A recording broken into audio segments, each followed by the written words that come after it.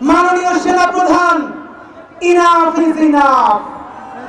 যে পর্যন্ত হয়েছে আর এক সেকেন্ডও আপনারা বাড়তে দিবেন না। ইউনূস সাহেব যতক্ষণ বাংলাদেশের স্বাধীনতা সার্বভৌমত্বের পক্ষে আছেন, যতক্ষণ বাংলাদেশের সরকারে যারা বাংলাদেশপন্থী আছেন তাদেরকে বাংলাদেশের সাথে টিকিয়ে রাখাই আমাদের জুলাইয়ের শপথ।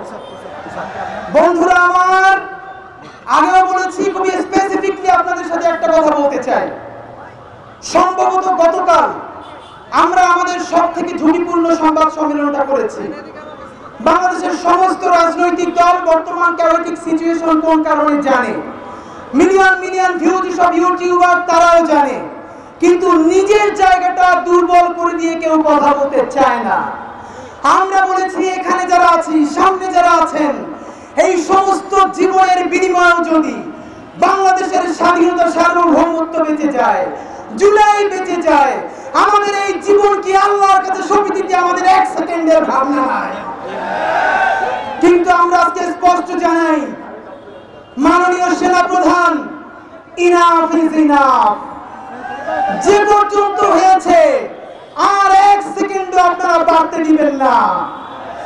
বাংলাদেশের জুলাই বেঁচে থাকতে আর একটা ১-১১ হতে দেয়া হবে না। বিএনপিকে বলতে চাই, বিএনপি বাংলাদেশের মুখপাত্রই থাকতে হবে, সেনাবাহিনীর মুখপাত্র হওয়া চলবে না। জামাতে ইসলামী ক্ষমতায় যাওয়ার জন্য জনগণের পক্ষে না দাঁড়িয়ে যদি ক্যান্টনমেন্টে গিয়ে ভিড় করেন, আপনাদের বাংলাদেশে আর কোনো হিসাব থাকবে না। জুলাইয়ে আমার যে সমস্ত ভাইয়েরা, তোমাদের সারা শরীরে এখনো সেই রক্তের দাগ। তোমরা জনতার পক্ষে দাঁড়িয়ে তোমরা আহত হয়েছো। আপনারা দেখেন এখানে যে শহীদ পরিবারগুলো, এদের পোশাকের দিকে তাকান, এরা কেউ আরবান মিডল ক্লাস নয়, পশ নয়, শহুরে মধ্যবিত্ত নয়। কাপড় চুপড় দেখলে বুঝবেন তাদের বাসায় বাজার বন্ধ হয়ে গেছে। এই ১.৫ সহস্রাধিক শহীদদেরকে একা ছেড়ে, অন্ধ পঙ্গু ভাইদেরকে জাহান্নামের মধ্যে ফেলে আমরা কোনোদিন বিদেশ পাড়ি দেব না। গ্লিটারের টুইন লেমন ও অ্যান্টিব্যাকটেরিয়াল ফর্মুলা বাসনকে চকচকে জীবাণুমুক্ত করে আমাদের দেয় গ্লিটার গ্যারান্টি। যারা জুলাই বিক্রি করে দিয়ে, ক্ষমতার ভাগ বটোয়ারা করে দিয়ে নেগোসিয়েশন করতে চাও, বিপদে পড়লে আমেরিকায় যাবা, ইউরোপে যাবা, আইএমএফ বা বিভিন্ন এজেন্সির তোমরা বড় কর্মকর্তা হবা। আল্লাহকে সাক্ষী রেখে বলতে চাই, এই দেশে যদি আবার জাহান্নাম নেমে আসে, আমার শহীদ মায়েদেরকে রেখে, আমাদের আহত ভাই বোনদেরকে রেখে আমরা কোনোদিন সীমান্ত পাড়ি দেব না।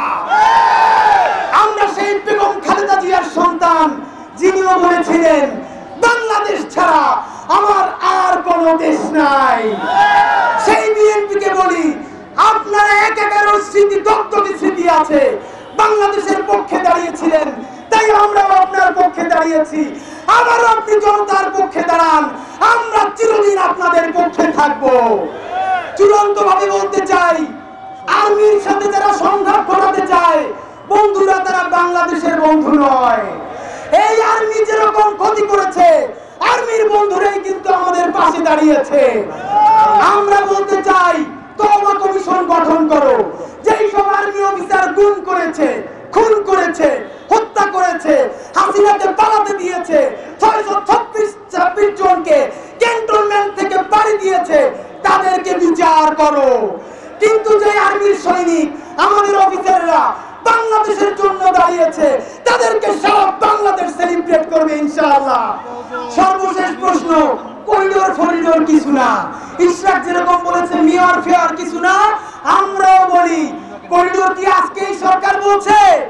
বাংলাদেশ সরকার খুনি হাসিনা ভারতকে একের পর এক করিডোর দিয়েছিল, তখন সেনাবাহিনীর এই অবস্থান কোথায় ছিল? সুতরাং জানাতে চাই, এর মানে এই সরকারকে ব্ল্যাঙ্ক চেক দেই নাই। বাংলাদেশে আর কেউ কোনোদিন ব্ল্যাঙ্ক চেক পাবে না। একমাত্র ব্ল্যাঙ্ক চেক পাবে জুলাই, সততা এবং ইনসাফ। যতক্ষণ না পর্যন্ত জুলাই ঘোষণাপত্র আসবে, যতক্ষণ না পর্যন্ত গণহত্যার বিচার হবে,